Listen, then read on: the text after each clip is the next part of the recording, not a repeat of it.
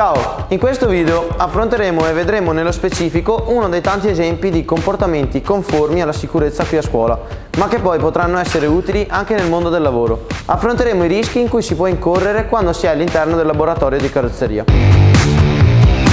L'operazione si svolge in cabina di verniciatura. Come vedete, il mio compagno vernicia un componente di un'auto con vernici tossiche senza indossare DPI adeguati. Per eseguire l'operazione in sicurezza, l'operatore deve invece indossare gli opportuni DPI, quali la tuta antipolvere per la protezione della persona, la mascherina di verniciatura per le polveri nocive e infine gli occhiali protettivi. Se ci pensiamo sono cose banali, ma molto importanti. Quindi ricordiamo assieme le 3 regole della sicurezza nel posto di lavoro. Prima regola, fare attenzione, seconda regola, fare attenzione e terza regola, fare attenzione. La sicurezza è importantissima, sopra ogni cosa.